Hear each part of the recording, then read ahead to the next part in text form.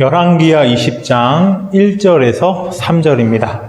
그때에 히스기야가 병들어 죽게 되매 아모스의 아들 선지자 이사야가 그에게 나와서 그에게 이르되 여호와의 말씀이 너는 집을 정리하라. 네가 죽고 살지 못하리라 하셨나이다. 히스기야가 낯을 병으로 당하고 여호와께 기도하여 이르되 여호와여 구하오니 내가 진실과 전심으로 주 앞에 행하며 주께서 보시기에 선하게 행한 것을 기억하옵소서 하고 히스기야가 심히 통곡하더라. 아멘. 오늘 슬기로운 신앙생활 네 번째, 히스기야를 통해서 진정한 위기, 자기 중심성이라는 제목 가지고 함께 말씀 나누겠습니다. 조선의 황금기를 열었던 왕이 누구죠? 네, 세종이죠. 세종은 한석규죠. 세종은 한석규입니다. 그러니까 리더십에 여러 가지 유형이 있겠지만 세종은 이제 팔방미인이죠. 군사, 외교, 민생, 통치, 예술 모든 부분에서 탁월했던 임금이고 자신의 탁월함으로 이제 신하들을 잘 이끌었던 임금이었습니다. 그러니까 이스라엘의 전성기 하면 다윗과 솔로몬의 시대잖아요. 이스라엘이 이제 북이스라엘과 남유다로 분단이 되죠. 그리고 남유다 왕국의 그 황금기를 열었던 왕이 바로 오늘 말씀에 나눌 히스기야입니다. 열왕기하 18장에서는 히스기야의 여러 가지 업적들을 소개합니다. 18장 8절에 보면 블레셋 사람들을 쳐서 영토를 회복하고 견고한 요새와 성들을 건축합니다. 그리고 외교적으로 근동 지역에 국가들과 연합하여 당시 근동 지역의 패자였던 아시리아에 대항을 하죠. 그리고 예루살렘의 여러 저수지와 그 저수지 물을 예루살렘으로 끌어올 수로를 확보합니다. 그래서 백성들의 삶을 윤택하게 하고 혹시 예루살렘이 포위되었을지라도 물을 걱정하지 않는 상황을 준비했던 것이죠.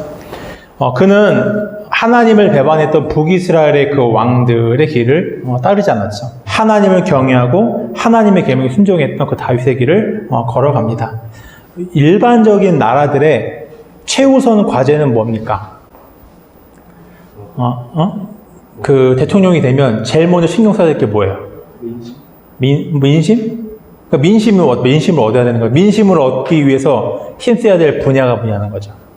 경제죠. 경제예요. 근데 이스라엘의 존립을 결정한 핵심은 경제가 아니었어요. 하나님의 백성 이스라엘 핵심은 뭐예요? 하나님을 경외하는 것입니다. 3절에 보면 히스기야가 그의 조상 다윗의 모든 행위와 같이 여호와께서 보시기에 정직하게 행하여. 히스기야는 다윗 왕이 걸어갔던 여호와를 경외하는 길을 걸어가며 남유다 왕국의 영적 개혁들을 단행해 갑니다. 성전을 수리하고 레위인들이 성전에서 하나님을 잘 섬길 수 있도록 재정비해요. 그리고 이스라엘 전역의 우상들과 산당들을 제거하여서 백성들이 다시 하나님을 잘 경외하도록 예배하도록 힘씁니다. 열왕기하 20장은 18장부터 시작된 그 히스기야의 그 역사 이야기를 마무리하는 장입니다. 보통이라면 왕의 나머지 업적들을 소개하면서 그 왕의 최후의 순간들을 기록하며 마무리해야 할 거예요. 그래서 열왕기하의 저자는 20장에서 그때로 시작하면서 갑자기 15년 전에 있었던 한 사건을 꺼냅니다. 열왕기는 쓰여진 시점이 언제냐면 유다 백성들이 바벨론에서 포로로 지내고 있을 때에 쓰여진 역사책이었어요. 열왕기의 관심은 뭐예요? 우리가 도대체 왜 망했는가예요. 왜 하나님의 나라인 이스라엘이 도대체 왜 망했는가? 역대상하 있죠. 역대상하도 비슷한 시기에 이스라엘의 역사를 기록하잖아요. 근데 역대상하의 시점은 언제냐면 이제 포로에서 돌아왔을 때예요. 그럼 역대기상의 관점은 뭐예요? 우리가 어떻게 다시 회복할 것인가? 열왕기상하는 우리가 왜 망했는가? 역대상하는 우리가 어떻게 회복할 것인가? 그것이 관심인 것이죠. 히스기야는 다윗의 길을 걸었던 다윗과 같은 왕이에요. 그러니까 제2의 다윗이라고 할 수가 있습니다. 히스기야 때의 남유다는 다윗 솔로몬 시대 이후 최고의 전성기를 맞이하게 돼요. 그런데 남유다는 히스기야 왕을 정점으로 해서 그의 아들 므낫세와 그의 손자 아몬의 때에 완전히 하나님을 배반하게 됩니다. 왜 히스기야와 같이 선한 왕 다음에 악하다는 표현으로도 부족한 므낫세와 아몬 같은 왕이 세워졌을까? 왜 히스기야의 개혁은 실패로 끝났을까? 왜 최고 전성기를 맞이했던 남유다는 멸망으로 치달아 가야 했을까? 열왕기의 저자는 히스기야의 역사를 마무리하기 전에 먼저 15년 전 이야기를 꺼내면서 이러한 질문들의 답을 해보는 것이죠. 20장 1절은 이렇게 시작합니다. 그때 히스기야가 병들어 죽게 되매. 히스기야가 죽을 병에 걸립니다. 그리고 하나님의 선지자 이사야가 이 히스기야를 찾아옵니다. 이사야가 어떤 말씀을 전해요? 너 죽을 거니까, 너 회복하지 못할 것이니까 너 집안 정리해. 너 반드시 죽을 거야. 라는 이 말씀을 전합니다. 그러니까 히스기야는 죽을 병에 걸렸고 하나님은 히스기야의 죽음을 확정하셨어요. 그때 히스기야가 어떻게 합니까? 히스기야는 자신의 낯을 벽으로 향하고 간절히 하나님께 기도하며 통곡합니다. 여호와여 구하오니 내가 진실과 전심으로 주 앞에 행하며 주께서 보시기에 선하게 행한 것을 기억하옵소서 하고 히스기야가 심히 통곡하더라. 지금 히스기야가 어떻게 하면 하나님께 간구하고 있어요? 하나님 앞에서 자신이 선하게 행동했던 것을 기억해달라며 간구합니다. 그러니까 지금 히스기야의 초점이 어디에 있나요? 하나님께 있나요? 자기 자신에게 있나요? 자기 자신에게 있죠. 히스기야는 하나님의 은혜와 자비에 초점을 두는 것이 아니라 자신의 행한 일에 초점을 두면서 자신의 이로운 행위를 강조하고 있습니다. 그러니까 하나님 앞에서 지금 히스기야의 태도가 문제가 있음을 넌지시 드러내고 있는 것이죠. 이사야가 히스기야의 죽음을 선포하는 말씀을 전하고 아직 궁전뜰을 떠나기도 전에 하나님의 말씀 다시 이사야에게 임합니다. 너는 돌아가서 내 백성의 주권자 히스기야에게 이르기를, 이렇게 말씀하세요. 그럼 하나님이 지금 히스기야를 어떻게 부르고 계세요? 내 백성의 주권자라고 부르고 계시는 거죠.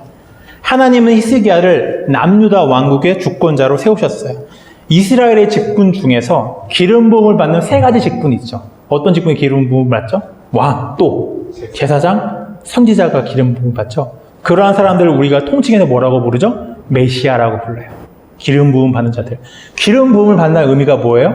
하나님의 대리자라는 의미예요. 왕은 뭘 대리하는 거예요? 하나님의 통치를 대리하는 거예요. 왕은 백성들에게 하나님의 말씀을 가르쳐 그 말씀을 지키게 합니다. 그 백성들이 하나님을 경외함으로 하나님의 인지와 통치 속에서 살아가게 하는 것이 바로 왕의 역할인 것이죠. 하나님은 히스기야를 내 백성의 주권자로 부르시며 왕으로서의 히스기야의 책임과 사명을 지금 기억하게 하시는 것입니다. 하나님은 히스기야에게 내가 너의 기도를 들었고 내 눈물을 보았노라고 말씀하세요. 그러니까 하나님이 히스기야의 그 겸비한, 겸손한 태도를 보신 것이죠. 또 5, 6절에서 반복되는 말씀이 있어요. 어떤 말씀이 반복되냐면 왕의 조상 다윗의 하나님. 6절에는 내가 나를 위하고 또 내 종 다윗을 위함으로. 그러니까 히스기야가 아까 하나님 앞에서 어떻게 기도했죠? 자신의 의로운 행위를 강조하며 하나님의 구원을 바라죠. 그러나 하나님은 히스기야가 행한 어떤 의로운 행위 때문에 그를 구원하시는 게 아니에요. 뭐 때문에 구원하신 거예요? 다윗과 맺었던 하나님의 언약을 기억하세요. 다윗과 맺은 하나님의 언약을 기억하고 하나님의 신실하심으로 히스기야를 구원하시는 것입니다. 그러니까 우리의 어떤 행위와 의로움도 구원의 근거가 되지 못해요. 그러니까 우리가 하나님을 예배했기 때문에, 헌신했기 때문에 하나님이 우리를 구원하시는 게 아닙니다. 하나님은 당신의 신실하심으로 우리를 구원하십니다. 만일 우리가 우리의 신실함으로 구원받는다, 우리는 구원받을 소망이 전혀 없어요. 하나님이 신실하시기 때문에 우리를 구원하시는 것입니다. 하나님은 히스기야에게 병에서 회복하여 네가 다시 건강한 몸으로 하나님의 성전에 올라가게 될 것과 15년의 생명을 더 허락하겠다고 약속하십니다. 그리고 북이스라엘을 멸망시키고 남자를 압박하는 그 아수르의 손에서 남자를 구원하시고 보호해 주실 것을 약속하세요. 히스기야는 하나님이 자신을 낫게 하실 것에 대한 표징을 구합니다. 이 해시계의 그림자가 10도 앞서게 해주길 원하십니까? 아니면 뒤로 물러나게 해주시겠습니까? 라는 거죠. 그러니까 히스기야가 뭐라고 대답해요? 앞으로 가는 거 좀 쉬울 것 같다. 뒤로 가겠다. 근데 보면 결국은 뭐예요? 뭘 움직여야 그 해시계의 그림자가 변하는 거예요? 자전을 바꿔야 되는 거예요. 결국 앞으로 가나 뒤로 가나 이거는 엄청난 일인가 마찬가지죠. 근데 뒤로 가게 해줍니다. 그러니까 뭐예요? 하나님께서 지구 자전을 잠깐 역행하게 하신 것이죠. 그러니까 하나님이 지구 자전의 진행 방향을 잠시 바꾸심으로 뭘 보여주시는 거예요? 하나님이 반드시 약속을 지키실 것을 보여주시는 것이죠. 그러니까 하나님의 구원은 확실하다는 거예요. 천체를 바꾸는 한이 있더라도 하나님은 반드시 구원하신다는 것이죠. 히스기야가 병이 들었다는 소식을 듣고 이제 바벨론의 사신들이 히스기야를 찾아옵니다. 그러니까 아직 이들은 뭐예요? 히스기야가 아프다는 소식만 듣고 아직 이제 회복한 건 모르는 거죠. 그 히스기야가 바벨론의 사신들 앞에서 무엇을 합니까? 자신이 가진 모든 것들을 내어 보이며 자신을 과시하고 자랑합니다. 그러니까 자신이 병들어 죽게 되었을 때 하나님 앞에 보였던 그 겸손한 모습과는 전혀 다른 태도를 보여요. 지금 히스기야가 바벨론 사신들 앞에서 내어 보이고 자랑하는 그 모든 것들은 어디서 온 것입니까? 히스기야를 남유다의 주권자로 세우신 분은 하나님이세요. 그가 왕으로 다스리시는 지혜와 은사를 주신 분은 하나님이십니다. 그에게 부귀함을 허락하신 분도 하나님이세요. 그의 나라를 보존하시고 지켜주신 분은 하나님이십니다. 그를 죽음에서 건져주시고 15전의 생명을 연장시켜 주신 분도 하나님이세요.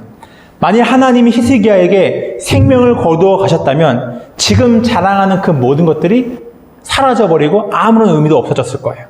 히스기야는 그것을 잊어버리죠. 마치 지금에 있는 모든 것들이 마치 자기가 이룩하신 것인 양 자신을 과신하고 자랑합니다. 하나님의 은혜에 감사하는 것이 아니라 자신에게 집중하고 자신을 높이고 있습니다. 이사야 선지자를 통해 다시 하나님의 말씀이 임합니다.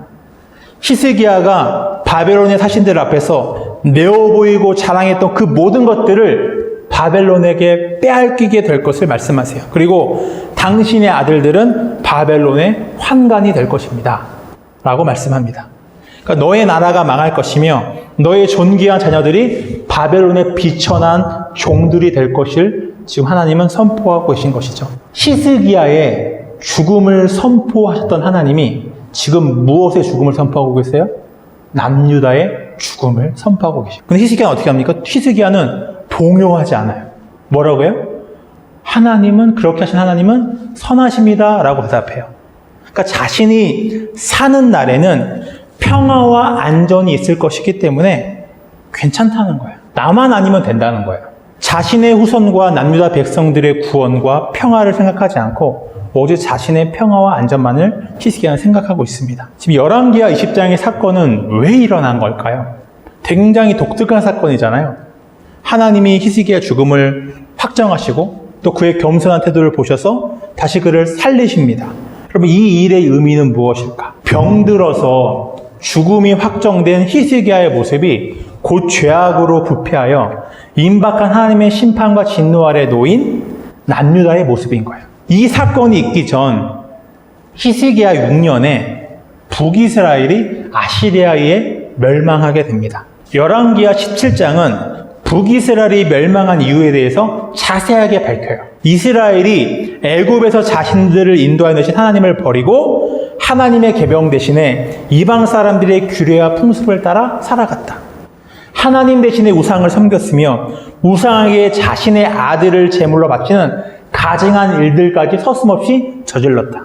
그러니까 북이스라엘은 이방 사람들을 따라가다가 이방 사람들처럼 되어서 멸망한 것이죠. 여러분, 지금 가나안 땅의 원주민은 이스라엘이 아니잖아요. 하나님 원래 가나안 땅에 살아가던 아모리 사람들을 심판하시고 쫓아내시고 이스라엘 백성을 그 땅에 살게 하신 거잖아요. 그러면 하나님이 가나안 땅에 살아가던 아모리 사람들을 심판하신 이유가 뭐예요? 아모리 사람들이 뭐예요? 하나님 앞에서 악을 행하였기 때문이에요. 그래서 자꾸 하나님이 너가 그 땅에 들어가면 그 우상들 섬기지 말고 그들의 풍습을 따라가지 말고 나의 계명을 지키라는 거죠. 말씀 계속 강조하시잖아요. 하나님이. 왜요? 그들이 그곳에서 하나님의 백성 이스라엘의 거룩함을 잃어버리면 어떻게 되는 거예요? 살 수 없는 거예요. 그 땅에서. 하나님이 아모리 사람들을 뽑으신 것처럼 그들도 뽑으시게 되는 거죠. 근데 어떻게 해요? 이스라엘은 뭐예요? 아모리 사람들처럼 되어버렸어요. 그러니까 그 땅에 살지 못하는 거죠. 근데 17장 19절에 이렇게 되어 있습니다. 유다도 그들의 하나님 여호와의 명령을 지키고 아니하고 이스라엘 사람들이 만든 관습을 행하였으므로 지금 남유다도 북이스라엘 사람들의 모습을 따라가고 있다는 거예요. 그러니까 북이스라엘은 이방을 따라가고 남유다도 누굴 따라가요? 북이스라엘을 따라가는 거예요. 뭐야? 결국 다 똑같이 되어버렸다는 거예요. 그러니까 지금 남유다의 상황이 뭐예요? 평안한 게 아니라, 지금 히스기야가 통치를 잘해서 평안한 게 아니라, 지금 너희는 뭐예요? 죽기 직전이라는 거예요. 멸망 직전의 상황이 있다는 거죠. 하나님도 히스기야를 통해서 그거를 알게 하시는 거예요. 야, 니네 잘 나간다고 평안한 상태가 아니라는 거예요. 너희도 곧 망하기 직전이라는 것이죠. 육체적 죽음 앞에 놓인 히스기야의 모습이 영적인 죽음에 처한 남유다의 모습이었던 것이죠. 그러나 죽음이 확정된 히스기야가 하나님 앞에서 겸비한 모습으로 하나님의 은혜를 구하였을 때 하나님이 즉시 그를 회복시키죠. 이사야가 궁전들을 떠나기도 전에 다시 하나님 말씀이 임하여서 히스기야에게 회복을 명령하시잖아요. 그리고 그를 회복시키시고 15년의 생명을 연장해 주십니다. 이와 같이 히스기야가 겸비했던 것 같이 남유다가 겸비한 모습으로 하나님께 돌아오면 하나님이 남유다를 회복시키시고 구원하실 것을 보여주는 사건이었던 거예요. 그럼 백성의 주권자인 히스기야는 연장된 15년의 시간 동안 뭘 해야 되는 거예요? 자기 자신을 막 과시하고 자랑하는 그걸 하는 게 아니라 유다 백성들이 하나님께 돌아오도록 마지막 개혁을 더 성심으로 열정적으로 감당했어야 했던 것이죠. 그것이 히스기야를 남유다의 주권자로 세우시고 15년의 생명을 연장시켜 주신 하나님의 뜻이었어요. 그러나 히스기야는 그런 하나님의 뜻을 헤아리지 못하고 저버렸죠. 남유다의 처참한 상황을 신경 쓰지 않았어요. 오로지 자기 자신에게만 집중합니다. 하나님께 자신의 생명을 구할 때 히스기야가 어때요? 자신의 의로운 행위를 강조했죠. 바벨론의 사신들 앞에서 자신이 가진 것들을 자랑하며 자신을 화신했어요. 자신의 확정된 죽음 앞에서 하나님께 낯을 향하며 통곡하며 기도했던 그가 남유다의 확정된 죽음 앞에서는 아무것도 하지 않았어요. 자신에게 그 화가 미치지 않는다고 하자 하나님은 선하시다고, 괜찮다고 대답합니다. 오로지 자신의 평안과 안전만을 생각했어요. 히스기야의 죄는 뭡니까? 자기 중심성이에요. 이러한 히스기야의 자기 중심성의 죄가 히스기야를 좀먹고 있었고 남유다가 하나님께 돌아와 임박한 진노를 피할 수 있는 마지막 기회, 마지막 골든타임을 놓쳐버리게 만들었습니다. 히스기야가 죽고 므낫세가 왕이 됩니다. 그리고 남유다는 걷잡을 수 없는 배도의 길을 걷게 되는 것이죠. 죽을 병과 아수르의 위협이 이스라엘의 진정한 위기가 아니에요. 히스기야 안에 있던 자기 중심성의 죄가 진정한 위기였던 것입니다. 자기 중심적으로 살아가는 삶의 태도에서 돌이키지 않는 것이 우리 삶의 진정한 위기를 초래하게 됩니다. 나의 삶은 누구에게 집중하는 삶입니까? 하나님인가요? 아니면 나 자신인가요? 나도 히스기야처럼 하나님 앞에서 내가 한 일을 강조하며 살아가고 있지 않나요? 내가 무엇을 이룬 것 같으면 우쭐해하고 부족한 것 같으면 한없이 자신을 비하하며 절망하고 계시지 않나요?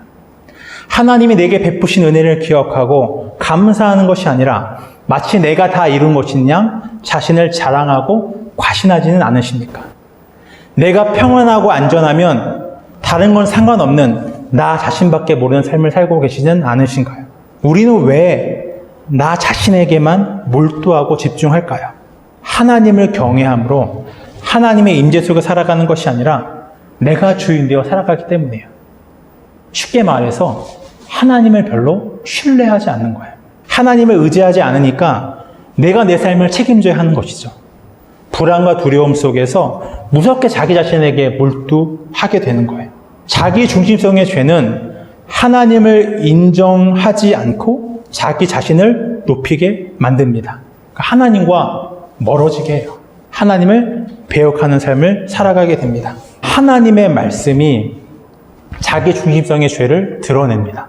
자기 중심성이 삶과 영혼에 있어서 얼마나 파괴적인가를 말씀은 드러냅니다. 여러분, 왜 말씀이 아니면 이 자기 중심성의 죄가 안 드러나냐면 이 자기 중심성 우리에게 친근하기 때문이에요. 우리는 자기 중심성을 싫어하지 않아요. 좋아합니다. 친근하고 그것을 안전하다고 생각해요.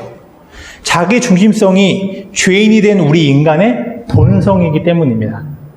원래 하나님을 경외하는 것이 우리의 본성이었죠. 하지만 타락 후에는 그것이 바뀌었죠. 하나님을 경외하는 것은 우리의 본성을 거스르는 것이 되어버렸고 자기중심성으로 살아가는 게 우리의 본성이 되어버린 거죠. 자기중심성이 죄라는 것을 우리는 머리로 알지만 우리의 마음은 그 자기중심성을 미워하고 싫어하지 않아요. 솔직히 말하면 좋아하고 친근합니다.